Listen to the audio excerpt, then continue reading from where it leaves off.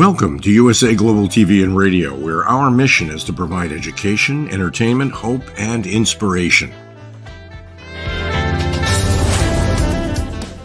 USA Global TV and Radio connects you with experts and audiences all around the world every single day to help you succeed in business and to live a richer life.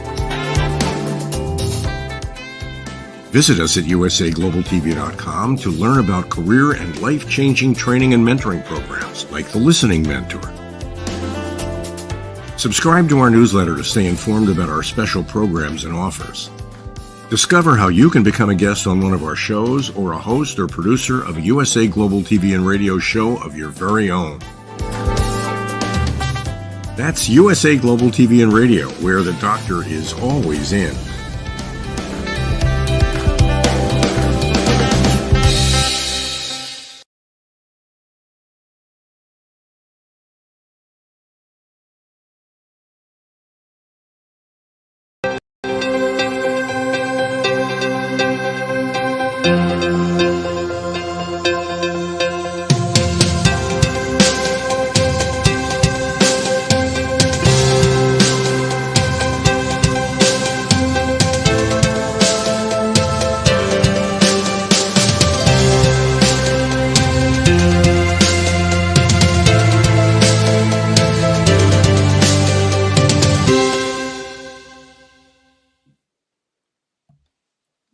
Hello, beautiful soul family, and welcome to Weekly Wisdom and Insights, your home for spiritually guided transformation and empowerment. I am your host, Dearjames, and together with the unseen, Spirit, Source, and Symphony, we look at the current energies, the intuitive insights from the unseen, and we go as guided.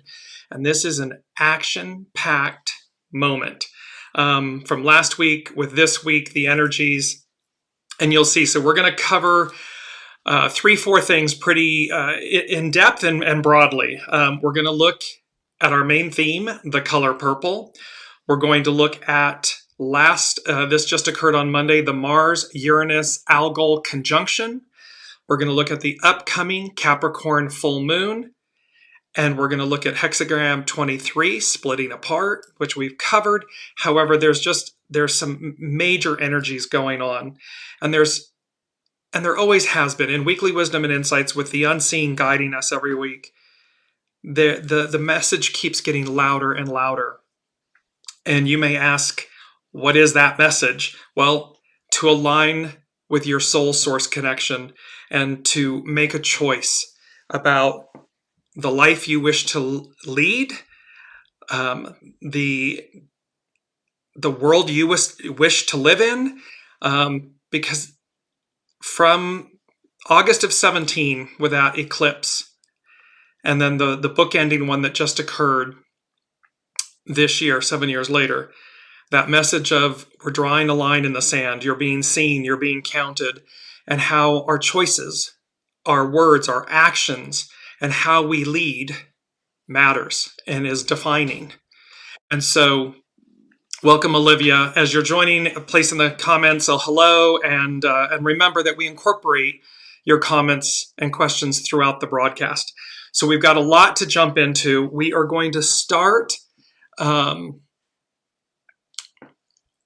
Olivia is just saying, last week, didn't you say that you kept hearing boom, boom, boom, double boom? That's an ongoing theme that has been playing out, that things will come in pairs and so forth. So don't know that I mentioned it last week, but it's definitely been a theme. Let's jump in. We're going to go retro here for a minute, and you're going to see why. I'm going to share my screen, and we're going to talk initially. We're going to look at the current energies, then we're going to back up last week, and this is coming from Pam Youngin's North Point Journal. Welcome, Alicia. And the minute I saw this image on her current, it's this week's North Point Journal, and it's a photo by Jack B on Unsplash, it just screamed the color purple, which was quite interesting because literally it conjured the movie, the 1985 film, The Color Purple. And after last week's show, I sit for a moment to see what's coming up for the next week's show. And the unseen had already said purple. So here this came into alignment, this the color purple. Beautiful image. So here's Pam, and she says, a dynamic week. We are entering a highly impactful week, a time of major transitions. The third week of July is destined to be historical right from the start, with the explosive Mars-Uranus conjunction perfecting on Monday, July 15th. And that Mars-Uranus conjunction is conjunct Algol. I'll get to that in a minute. Not to be outdone, the closing scenes of the week's dramas are under the direction of a transformational Pluto-powered full moon that perfects on Sunday, July 21st. That's upcoming. So in essence, the full moon and Pluto are going to be conjunct next to one another. Surprising or shocking events can occur when there are interactions between forceful Mars, the planet of personal will, and sideways spinning Uranus, the planet known for breaking rules. It also denotes Uranus also represents the higher mind. Since the energies of their alignment have been building over the past week or so, we've already seen its effects in the larger world and in smaller ways, too. Putting together the key words associated with Mars and Uranus, we can expect surprising or impulsive actions, shocking events that require urgent response, explosive episodes, unpredictable or antisocial behaviors, unrealistic risks, radical or aggressive tendencies, strongly independent or rebellious activity, and emotional extremes. And of course, we've already seen on the world stage things that speak to this. There are positive potentials of this Mars-Uranus influence as well. A sudden breakthrough, daring to step out into the unknown, standing strong in one's independence, courageous authenticity, and the willingness to begin anew without a safety net. And since the higher expression of transpersonal Uranus is the universal mind, we may also receive profound insights and innovative ideas that inspire a significant change in our life path as the planet aligns with Mars. So this is both, shadow and light. We're drawing a line in the sand. You're being seen. You're being counted. Choose. And so, and that message from the unseen, and really the imploring us, they are imploring us to choose the purity of the void, the purity of the light, the purity of the path, the way. Not a way, not my way, not the highway, not separation and division and oppression and suppression. Because, again, the color purple, and we're going to see how not just the movie reference, but the actual literal color purple and its meaning as well coming up. So let me just bounce very quickly here to last week's North Point Journal with Pam Youngins. And she covered the Algol effect. Algol is a fixed star in the head. It's in the constellation Perseus, and it's in the head of Medusa. An especially notable feature of this Mars-Uranus alignment, which occurs at 26 degrees Taurus, is that the two planets are at the same degree as the fixed star Algol. In ancient astrology, almost all the stars were assigned unsavory qualities, with Algol being associated with misfortune and danger. However, modern astrology is not nearly as black and white in its assessments, preferring to acknowledge positive potentials rather than only focusing on the unfavorable. And there's a moment here where the unseen is speaking to, when we go back to ancient Persia, Babylonia, the ancients of astrology and so forth, they were ruled by the stars. They were guided by them. And so while modern astrology is speaking to more positive aspects, and yes, there are always the positive sides of it, they also speak to the awareness of the dangers. And so again, how do you take something that's negative and utilize it in a positive manner, meaning to see its messages, its warning, its negative, so that we see its contrast. The fixed star Algol is located in Medusa's head, part of the Perseid constellation. While most of us may be familiar with the myth of Medusa and how anyone who looked upon her face would be turned to stone, there is more to the story. Medusa was a beautiful priestess who served in the temple of the goddess Minerva. After Medusa was violated by Poseidon, Minerva blamed her for what happened. She put a curse on Medusa that turned her hair into snakes and took away her beauty. It was after this transformation that anyone who looked upon Medusa's face was turned to stone. even after the priestess was beheaded by Perseus. But Medusa's myth has an intriguing twist at this point. When she was killed, the winged horse Pegasus flew out from her body. This symbolized immortality, the embodiment of the divine, and the ability to master both earth and sky. It is from this turn of the story that we derive the positive attributes of the fixed star Algol. These include strength, confidence, and the power of the feminine, the ability to rise above victim consciousness, magical transformations, Pegasus, and the development of spiritual abilities. So, and this is from astrologyking.com regarding the Mars-Uranus Algol conjunction. And it says, this conjunction will cause exciting events. Positive aspects could bring sudden promotion and success, while challenging aspects could bring unexpected danger. Fixed star Algol at 26 degrees, 30 arc minutes Taurus adds determination, courage, and fearlessness, but increases the risk of impulsiveness, accidents, and aggression. Algol causes misfortune, violence, decapitation, hanging, electrocution, and mob violence. This combination could cause sudden assaults, military attacks, explosions, and assassinations. So, with all of that, this Mars-Uranus Algol conjunction, I was sitting there listening, and the unseen said, looking back no longer, no more, look away. So the unseen here is talking about the past, where we've been. They're saying, look back no longer, no more, look away. And of course, it instantly conjured that when you look at Medusa, you turn to stone. So, and they're saying, look away. We're not returning to the past. We are welcoming, meeting, greeting, and ushering in the future.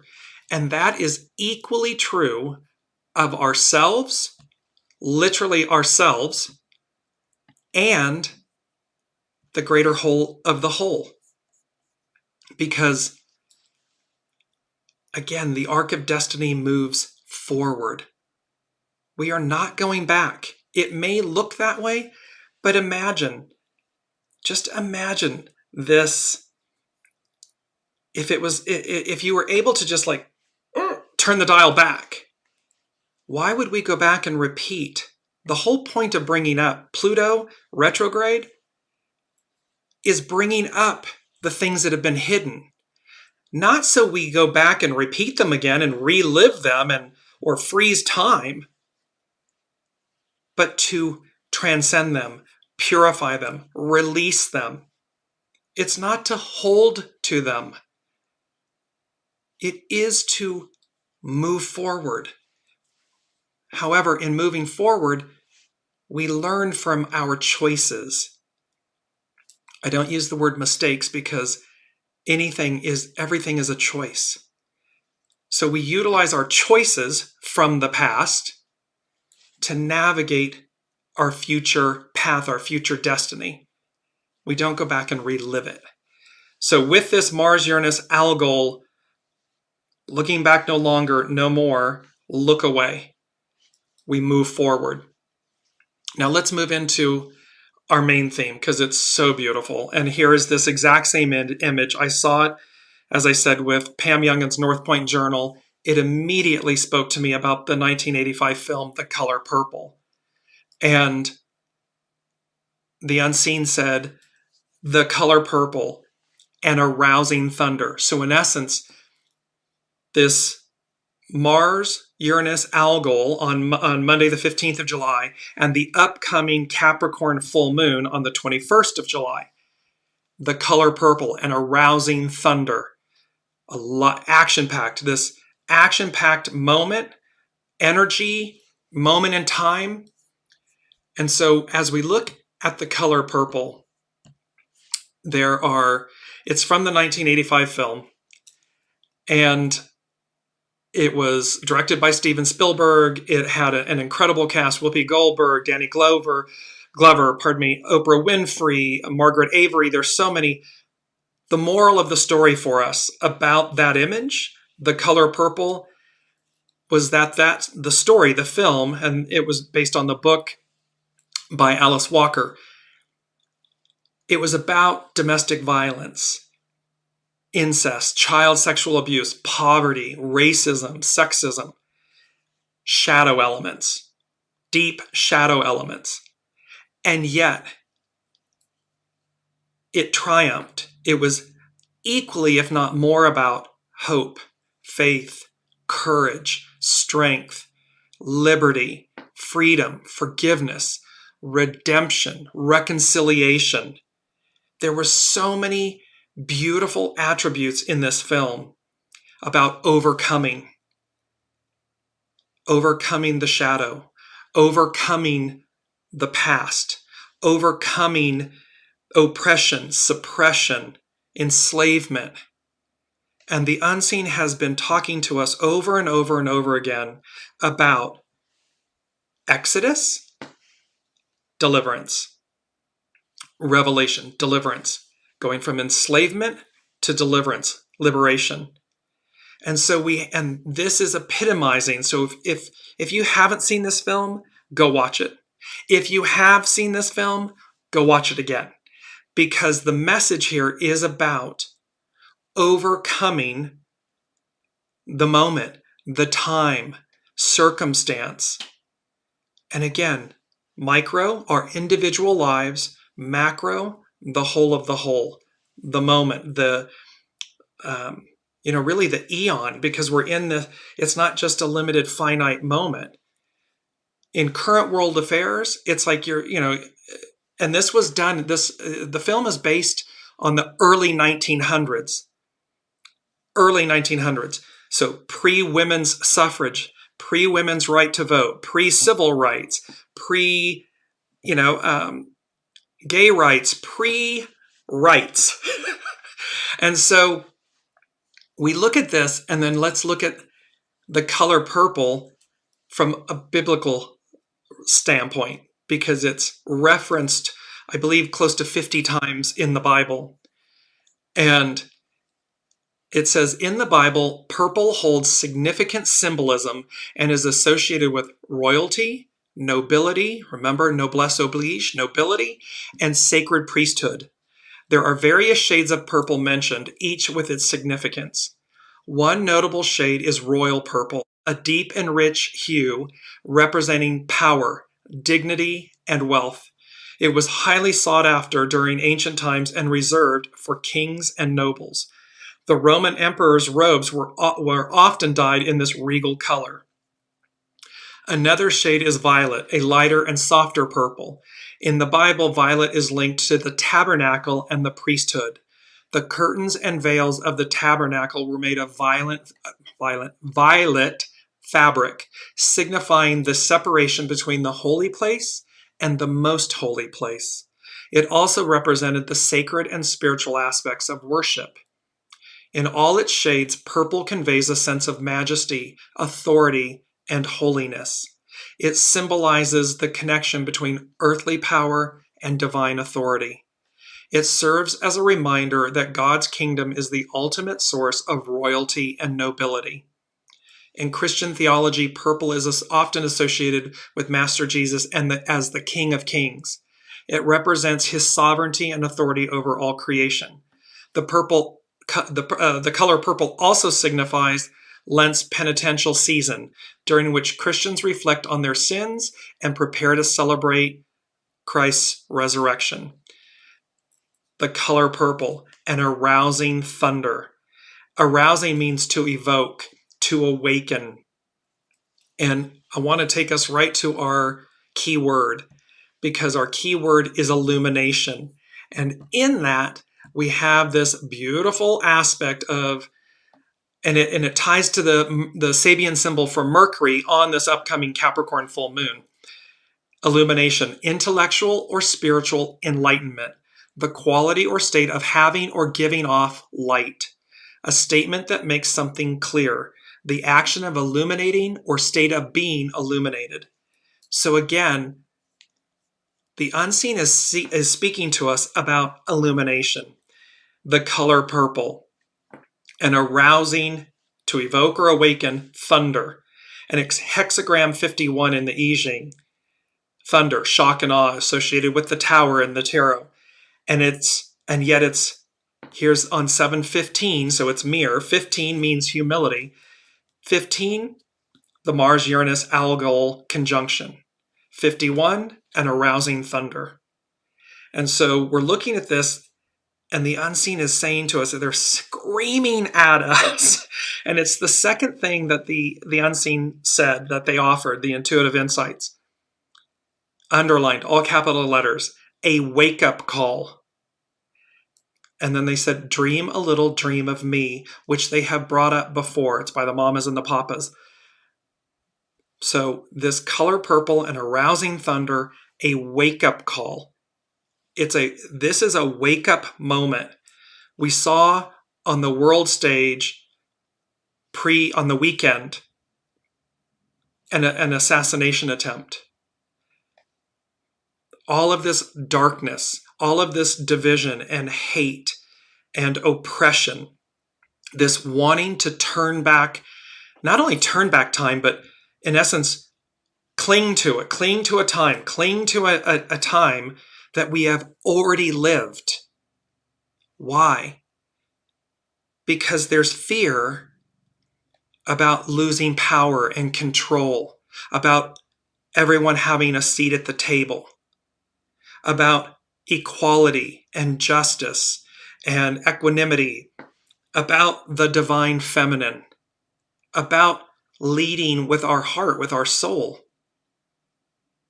Compromise, collaboration, unity, coming together.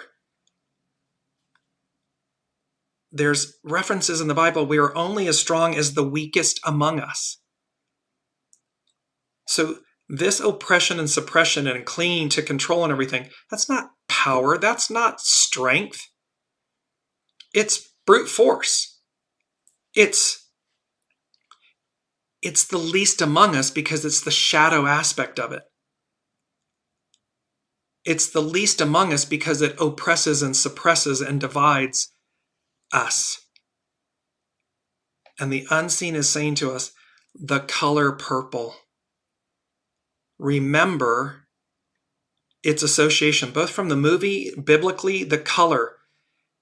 It's reminding us of our nobility, our divinity, our strength, our courage, noblesse oblige, our obligation to care for one another, to care for ourselves in a manner that uplifts us, that raises us up. Getting a little tongue-tied there. So we have this wake-up call. And then in the movie from 1985, The Color Purple, there's this beautiful moment. And there's a song, and it's called Maybe God is Trying to Tell You Something. It was written by Quincy Jones. And in the movie, the character Shug Avery is singing it. And there's a line that says, "Speak, Lord, speak to me." So in essence, the unseen, the all that is, God, Allah, Buddha, the symphony, may be trying to tell us something. No maybes. They are trying to tell us something. They are trying to wake us up before it's too late. They are imploring us to choose the purity of the void and the purity of the light, to choose to usher in a future with joy and excitement, with anticipation. It may be unknown to us. It may scare us. It may cause us to want to cling to something that we know, the past. But we don't. Who wants to relive the past? We've already been there, done that. We've already done it. The joy is the excitement and the anticipation of what's to come. Not a repeat of a repeat of the past or a clinging to the past, but literally the train station. I'm going to bring up the beautiful image, remember, from last week's show. Here's the train. It's on this expansive bridge over an abyss, and people are clinging, hanging outside the train by their fingernails, by their fingertips, hanging on by a thread, and that train is at the end of the line. It's going nowhere fast. Nowhere. Dead end. It's the end of the line. And directly opposite the platform is that beautiful new modern bullet train. And everybody over there on that train is sitting there smiling, and they're content and they're happy. And there's an anticipation and an excitement and a joy because it is going somewhere. It leads to to eternity, because it's everything that's before us. That's a massive message from all of this week. So maybe God is trying to tell you something. Speak, Lord, speak to me. The unseen, your soul, listen, whether it's in your individual, again, micro, your individual life, or the macro, the whole of the whole. Listen to your soul. Listen to what your soul is imploring you to do, not do, to undertake, to rise to, and harness fear. Fear is your friend. It's fear. It's everything's energy. So fear is simply energy. How do we interact with it? How do we harness it? Not to immobilize us, but to propel us forward, to refine us, not define us. Olivia is saying, for the beauty of redemption and going full circle that she has recently watched. Yes, you cry at the end every single time. I do. And The Color Purple is what Olivia is speaking to. And it is about redemption and forgiveness and empowerment, overcoming. There's so much in that movie. So let's go to, and just to remember, last week, our key word was Renaissance, the French word for rebirth. So this is about a rebirth, a renewal, a launching into the new. It is not about going back or going backwards. It may look that way, but that's not the case. Okay, so here's the main energies. So we are looking at,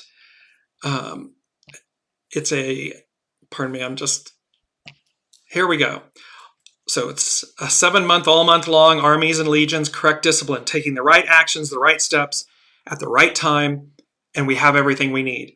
17, following, show by example. It's follow, be led. It's literally following your soul, aligning your ego, mind, personality in service to your soul. 8, unite, coming together. 23, splitting apart. This splitting apart from the past. Remember, look back no longer, no more. Look away. We split apart from the past. We don't, throw the baby out with the bathwater. It's not about that. It's just about, remember, I believe it's Sodom and Gomorrah, and God had told Lot and his wife Sarah, don't look back. Lot and his daughters didn't. His wife did, and she turned to a pillar of salt. Medusa, when you looked at it, you turned to stone. So there are references where when you look back, or when you try to go back, retain the past, hold on to the past, all these things, the message biblically, historically is, you turn to a pillar of salt, you turn to stone, you're toast. However, when you don't look back and you move forward, you have the faith to move forward, the whole world opens before you. So hexagram 23, the splitting apart. And then it all boils down, the 2 and the 3 becomes a 5, nourished while waiting, patience, because we are, remember, Pluto retrograde, and all of this occurring, all of this happening, because we're going back to shake the tree one last time.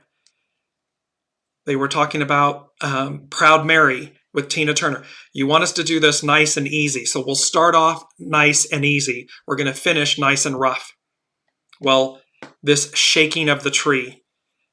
There was even a reference at a current convention that if they were to lose, they would lose their minds.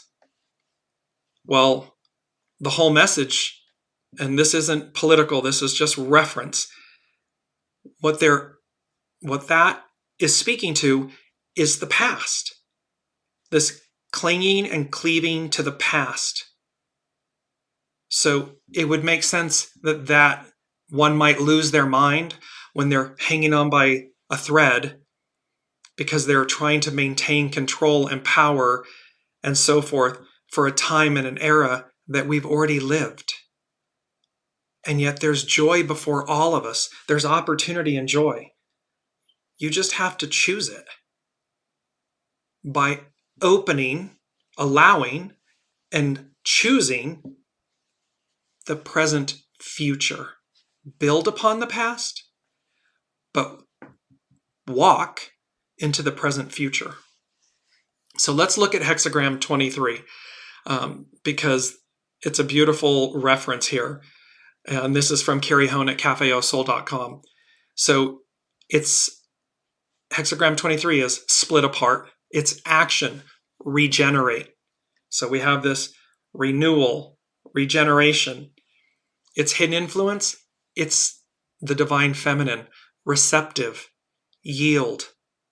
Yield to the divine feminine, to your intuitive nature and knowing, to your soul source connection. Its underlining cause, determination, breakthrough. A determination to break through, liberation, release, freedom. We have Exodus, we have deliverance. One of our first quotes, and it says, life is a quarry out of which we are to mold and chisel and complete a character. This is by Goff. Well, beautiful image of a human's hand molding and shaping clay. We are molding and shaping not only our individual lives, but the world, the greater whole, the world that we live in. And it's, again, the unseen imploring us, what does that look like? What do you want it to be? Do you want it to be a world, and do you want your life to be a world of peace and harmony and unity and opportunity and goodness? All of these positive opportunities, words, energies. Or do you want it to be obstruction and oppression and suppression and all of this domineering shadow? Because the best of the divine masculine is strength, courage, leadership. The worst of it, its shadow, control, manipulation, fear, domination, oppression, suppression. What world, what life are you choosing? Because there's a wake-up call. God is trying to tell you something. We're drawing a line in the sand. You're being seen. You're being counted. And thereby, Olivia's saying light kills the shadow. It purifies it. Light literally purifies the shadow. It dissipates it. And it returns the void to its purity. So here we are, hexagram 23. There are times when disintegration or letting go is the only pathway to regeneration. Po, splitting apart, is a message about how things become stronger by removing outgrown elements.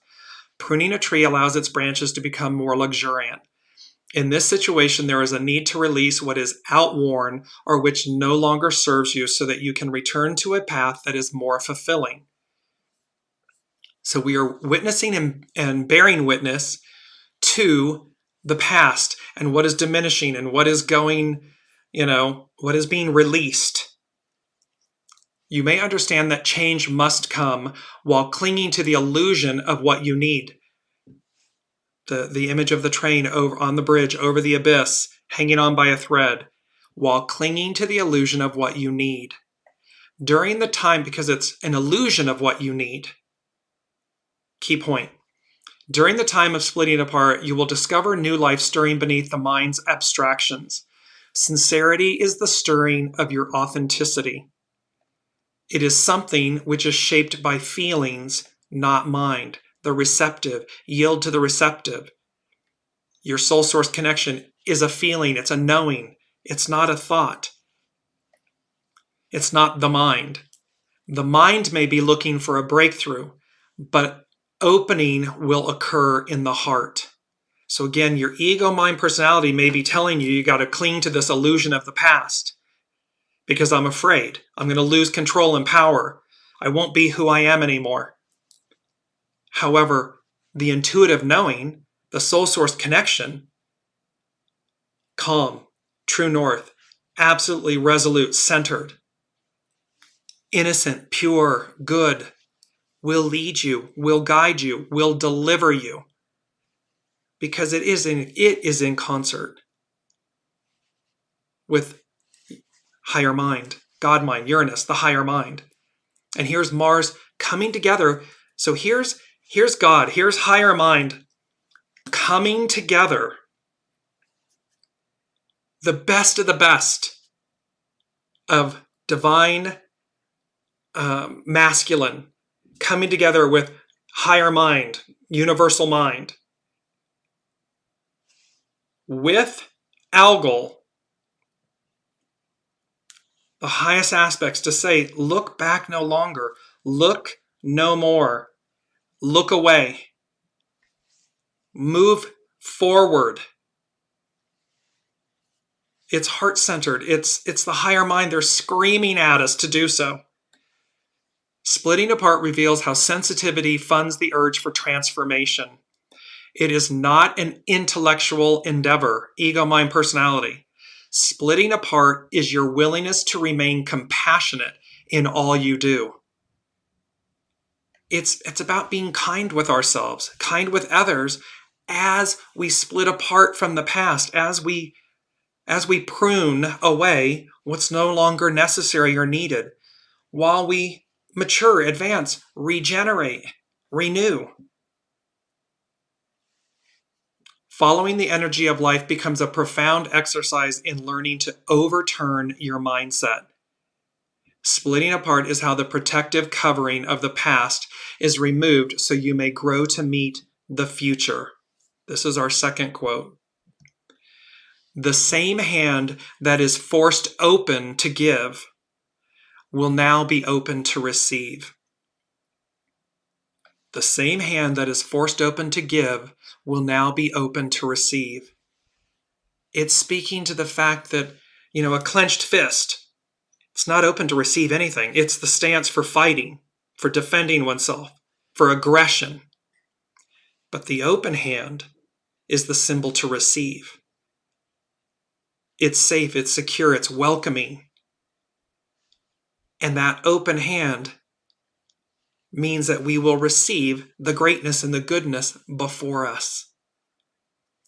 Whatever it is, let it go so that your inner garden may be cultivated. Allow the way to guide you toward the appropriate path. Remember, your soul source connection, the all that is, knows the way. The truth, the way, highest and best, true north, can never be anything but that. It will never lead you astray. So let's look at the astrological influences. And this was so beautiful. And we've been covering this. And what I heard with them is make a wish. And so with the Mars-Uranus Algol conjunct and Mars entering Gemini, and then it's a second Capricorn full moon. The first full moon occurred in the early degrees, very early degrees of Capricorn on June 21st. This next full moon in Capricorn, and that's fairly rare that you have two full moons in the same month, in the same sign, Capricorn. So it was this make a wish. So there's all this auspiciousness, this opportunity for growth and renewal and so forth. And then Make a Wish is literally, it's a foundation, it's a nonprofit that speaks to children that have illnesses or life-threatening illnesses, where community and unity, individuals come together to make their wish come true, for them to experience something before they might transition. And so here we are at this cusp of a massive transition. And the unseen is saying to us, make a wish. And so the wish can be for peace, for advance, for purity, for greatness, for forgiveness. Whatever it may be, make a wish. And with the Capricorn, with this second being the second full moon in Capricorn, it can also be associated with a blue moon. And it says every full moon, this is from yogajournal.com, every full moon carries potent energy, often signifying completion and culmination. But the blue moon, with its exceptional status, is believed to bless us with a touch of luck and enchantment. Make a wish. This cosmic rarity is often linked to heightened clarity and a profound connection to the divine, a window into the ethereal where our intentions can thrive, a window into the ethereal. This is representative of the symbol for Chiron, and you'll understand why in a moment, the Sabian symbol for Chiron. While the spiritual correspondence and intentions associated with the blue moon can differ based on various traditions, certain themes often emerge across cultures. It typically resonates with the concept of, of growth and wisdom, a time of second chances. Olivia, boom, boom. Second chances and embracing renewed opportunities, a cosmic, quote, bonus round, if you will. So there is this opportunity for advance, for hopes and dreams and wishes. We only need choose it. Let's go to the astrological chart. And here, this is for the Capricorn full moon that's coming up on July 21st. And what you want to look at very beautifully is you have the opposition, because the full moon and Pluto are in the top left. They're conjunct at 29 degrees and 0 degrees, directly opposite, opposing the sun. And if you look at the bottom left, if there's another red line that is between Uranus and Venus. Well, Uranus and Mars and Venus. So, but we're going to look at two things that we've already mentioned. And the first one is the symbol for Chiron, because in the middle, there's this beautiful blue X, like X marks the spot. And right at the blue X, it's directly across from the symbol for Chiron. Chiron's the wounded healer. And so what is this saying to us? What is the unseen speaking to, and what is the astrological chart speaking to? And so here with Chiron, it is, if I can get to it before I go over it very fast, sometimes a little too fast for my own good, so bear with me for a second. Here we are. Blown inward by the wind, the curtains of an open window take the shape of a cornucopia. Cornucopia, abundance. This is what we're talking about, abundance. Keynote, openness to the influx of spiritual energies. The principle of abundance is brought to further stage in this rather cryptic symbol. Physical fruition is shown operating at a more subtle and spiritual level. The wind, the pneuma, the spirit, blows through the open mind window and brings into the house of personality a promise of more than material potency.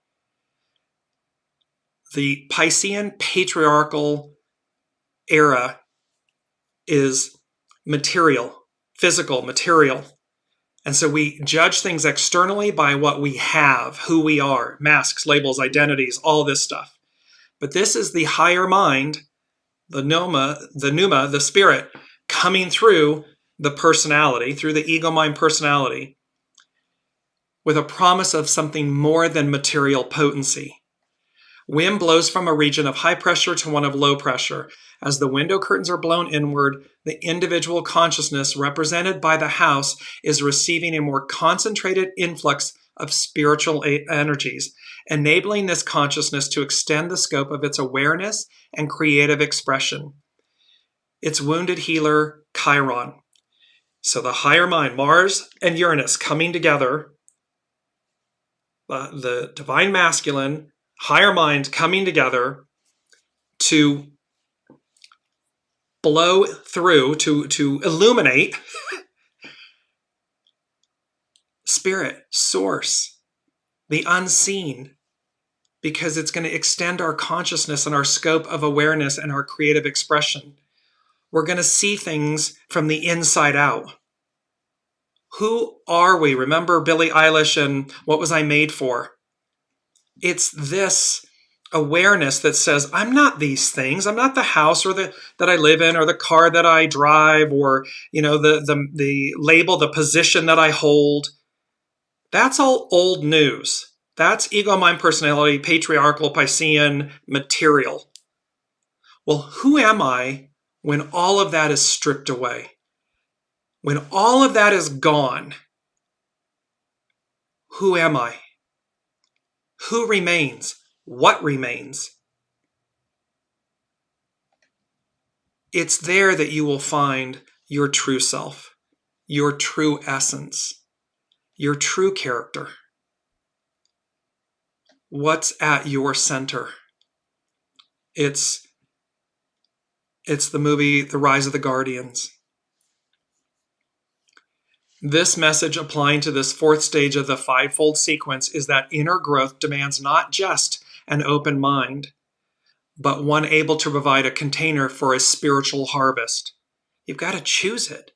You've got to be willing to relinquish the past.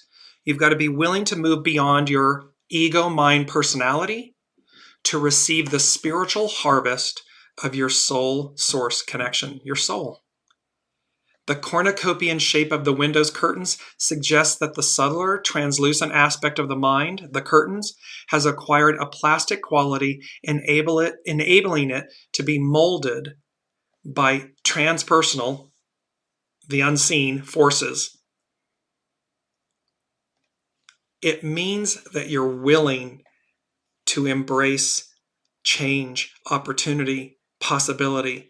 You are actively placing your ego, mind, personality in the sidecar. Remember the motorcycle in the sidecar, allowing your soul source connection, your soul, to lead, probably for the very first time. However, that's what's on offer, and that is what the unseen is screaming to us. And I want to go to the first thing that the unseen said, which is, I am that I am.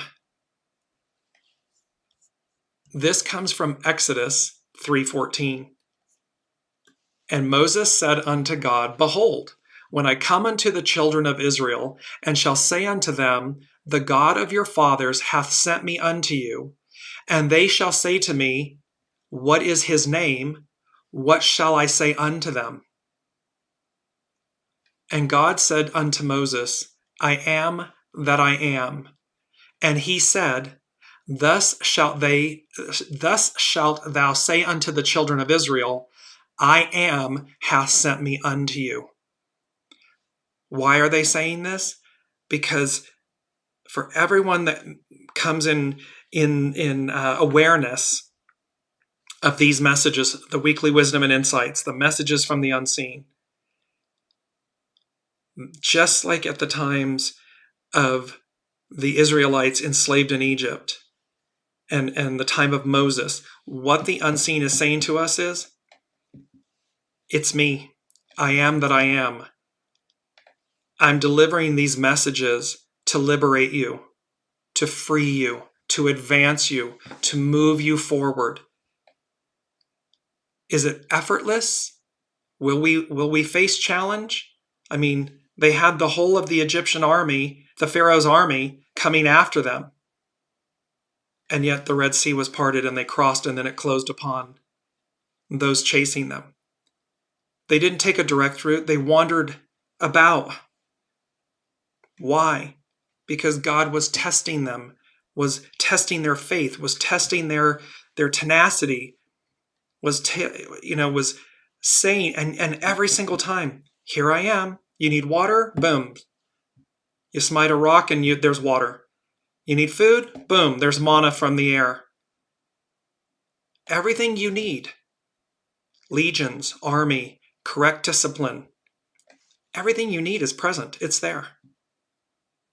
Are you doing what's necessary in concert with, in alignment with the unseen source, Yahweh, to receive what the promise is and was, which is the promised land, the land of milk and honey, deliverance? Are you doing it? Because there's a wake-up call. God's trying to tell you something, and here it is saying, I am that I am. Tell the people I am that I am. This is who is speaking to you. This isn't me, Dearjames. I'm not claiming in any way, shape, or form. I listen to the unseen and I tell you what they give me to tell you, the unseen. And they're making a reference to the fact that this moment is like that moment. This present day moment is like Exodus. There's an opportunity for liberation and advance and regeneration and renewal and so forth. Wake up. Wake up. Choose the liberation, the freedom, the cornucopia, the abundance. Because when you don't, we know what happened in the past. They wandered for 40 generations, for 40 years, 40 generations in the desert, because they lacked faith. They didn't honor what was before them. Pharaoh didn't part the sea. God did in the story, in Exodus. Pharaoh didn't smite the rock and get water. God did. Pharaoh didn't deliver manna. God did. So the moral here, the story is that it is not our world leaders, these people running for office and, heads of state and heads of corporations and so forth, doing these things, a la Pharaoh. It's the unseen doing them. Original intelligence, not artificial intelligence. And it's the recognition of that alignment, of that truth, that sets you free, that delivers you. Number 3 from the unseen, I loved this. I heard the word timber. And then it's the song from Keisha. It's going down. I'm yelling timber. This is the unseen speaking. This is I am that I am speaking. It's going down. I'm yelling timber. You better move. You better dance. And so, in essence, I'm not going to use stuff's happening. It's going down. I'm yelling timber. You better move. You better dance. Hexagram 51, an arousing thunder. If you're in the mine and things start shaking, you run. You run to safety. You advance. You move. You don't look back, lest you turn to a pillar of salt or a stone. So, let's see. We have one other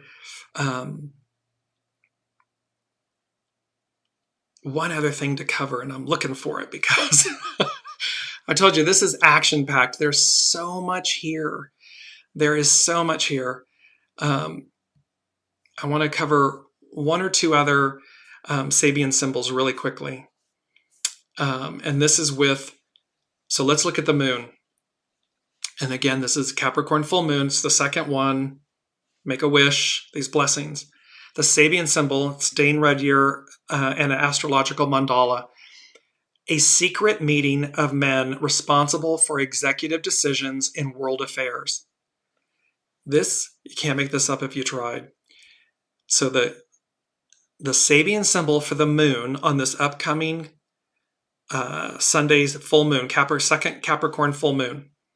The keynote, the power to assume responsibility for crucial choices arrived at after mature discussions with those who share this power. It's responsibility, it's maturity, it's higher mind, it's the sharing of power, it's the respect and the responsibility, the accountability. This secretive meeting. And it says, we are all aware now of the work of secret committees in the White House and at all levels of the government. The student of esoteric philosophy believes in the existence of what has been called an inner government, which has the power to guide and direct the evolution of our planet and of mankind. Some people speak of occult wisdom hierarchy or of the White Lodge, meaning the White Brotherhood. It's an unseen, the elders of the unseen. Here again, what is at stake is a seeing through the facts of telluric processes and human history, assuming that these facts are at least in part the outcome of the decisions of a supreme council of quasi-divine beings. Obviously, the symbol can also refer to what occurs at the more ordinary level of business and politics. At any level, it refers to the highest form of social interaction. This is the last symbol belonging to the zodiacal sign Capricorn. We see in it the culmination of social responsibility and a reference to executive power. There's a lot within the United States, this conflict over executive power or granting executive power to the president where you become a king or something of this nature. Well, what this Sabian symbol, and it's the moon, it's the divine feminine, the unseen, how the unseen is guiding and directing the way. When we see in it the culmination of social responsibility. With great power comes great responsibility. The Aquarian age, we the people. This has been the ideal, but we have failed the ideal in this current incarnation of this moment. It has been used and abused and run roughshod over, and we have distanced ourselves so far from the social responsibility that we are obligated with. If you're a leader of a business, a corporation, an institution, a government, you have and you shall be obligated. Noblesse oblige, you have an obligation to the social responsibility of your charges, your people, your citizens, your employees. The moon, this is the symbol for the moon, representing the divine feminine, revealing what might be hidden or what is hidden.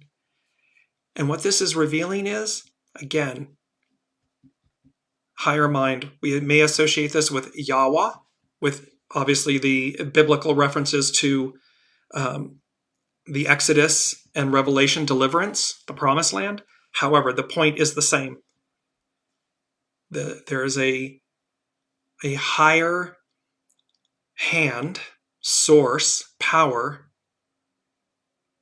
guiding the way, and that knows that those in power are obligated, must adhere to social responsibility, doing right by others,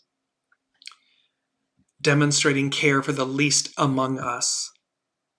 And when we do, we flourish across the globe, around the globe, in unity, in collaboration, in compromise. We flourish, we advance.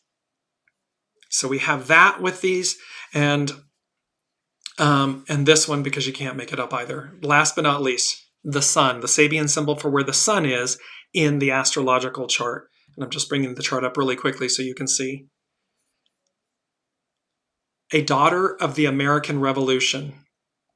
Its keynote, the prestige and conservatism of a long-maintained heritage. Here we have a symbol of the proud preservation of sociocultural values in a tradition. See, we're trying to cling to, so we have the daughters of the revolution, American Revolution, and this preservation of conservatism and maintained heritage, cultural values. After several generations, the ancestor who was perhaps a violent revolutionist or rebel rouser, or even a fugitive from justice, acquires a halo of respectability. The tradition that once was born of revolution now extols law and order, attempting to suppress any new forms of the same revolutionary spirit. This is the last symbol of the section of the cycle, referring mainly to the consolidation and concretization of life urges within a stable form of organization. In many instances, the scenes presented picture social activities or events, yet at this stage it is the individual person and the problems attendant upon their development that are primarily considered. There's a major convention going on right now, major votes going on around the world.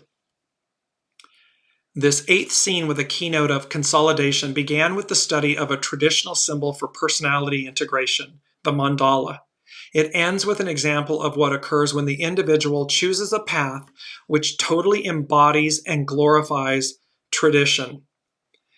A path which ends in a glorification of the past. The train comes into the station and it ends. A path which ends in a glorification of the past. When we are glorifying the past, we are not living in the present future. We are clinging and cleaving to an old way, an old era, an old tradition. Foregoing